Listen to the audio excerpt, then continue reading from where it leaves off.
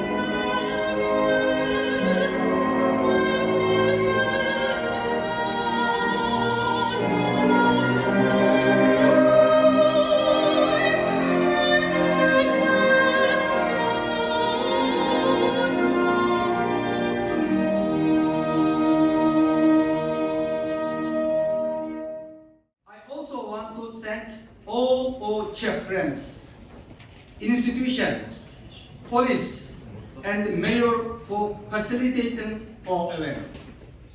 Today is Turkistan.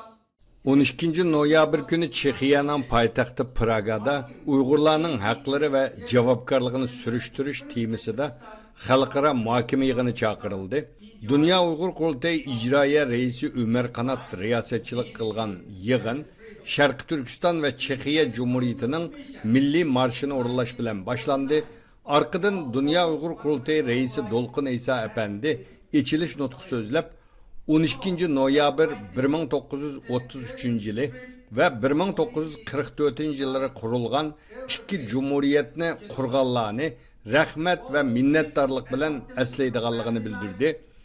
O sözüde yana Uygur meselesi xalqaralaşkan, Uygurlar ig'ir vaziyatda turayotgan bugungi kunda Uygurlarni qo'llab bu yig'inning echilishiga meydan hazırlab bergan Çekiye parlament a'zolariga bu yig'inga ishtirok qilgan her qaysi davlatlardan kelgan parlament a'zolariga Dünya Uygur Kurultayı'nın her qaysi davlatlardan kelgan vekilleriga ve mutaxassislarga rahmat aytadiganligini bildirdi. O sözünün ahirida dunyodagi her qaysi davlatlarni Xitoydagi irqiy qirg'inchilikni to'xtatish uchun besim ishlatishga ve Uygurlarga igi chiqishga chaqirdi.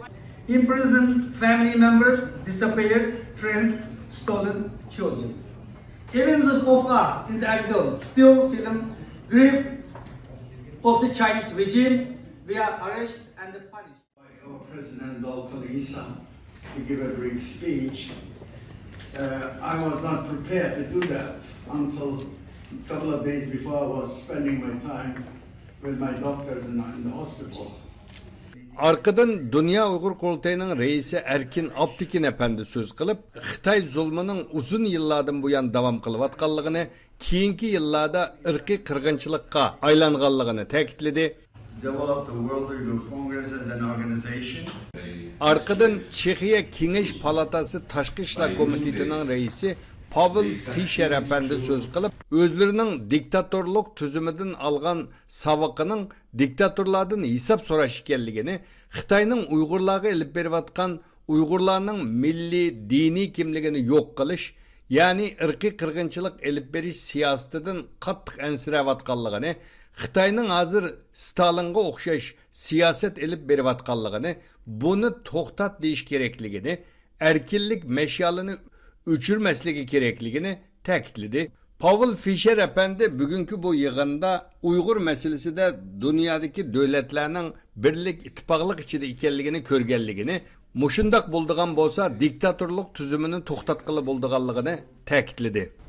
And it is an honor to be with you all today. Today I'm representing the United States Commission on International Religious Freedom. Arkadan Amerika Halkara Dini İşler Komitesi'nin muavin reisi Avukat Nuri Türkel efendi söz kıldı. O sözü de Uygur meselesi de Avrupa Birliği devletlerinin Amerika bilen hemkarlaşıvatqanlığına yuqori baha berdiganligini, Xitayning Uyg'urlarga qarta 21 asrga moslaşmaydigan odam qalipidan chiqqan siyosat elib berayotganligini, buni boshqa millatlarni kamsitmaydigan dunyo barpo qilish kerakligini o'tirg'a qo'ydi. Keyin Türkiye Gelecek Partiyasi muavin reisi Ümit Yardem efendi söz kıldı.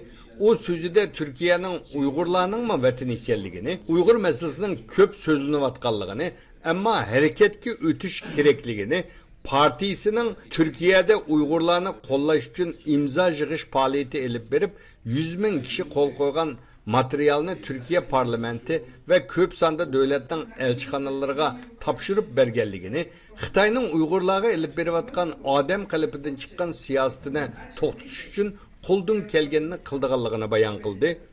Avrupa parlamenti a'zosi Marketa Grogova xonim Avrupa parlamentinin Xitoy bilan yaqinda tuzgan tijorat to'xtamnomasini derhal bekor qilish kerakligini, Avrupa devletleri ta'minlash zinciri jihatdan Xitoyga tayinib qolmasligi kerakligini, o'zlarining Slovakiyada Komünist Partisi idora ostida yashab baqqanligini, haqiqat va erkinlikning cho'qim eng oxirida utib chiqadiganligini ta'kidladi.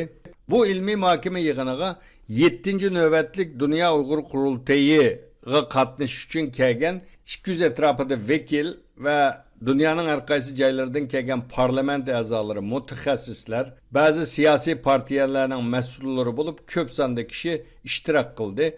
12 noyabr kuni bir kun davomlashadigan yig'in jazo lagerlari qurbonlarining sadosi va chet ellik mutaxassislarning Uyg'urlar to'g'risida beradigan dokladlari bilan oxirlashmoqchi.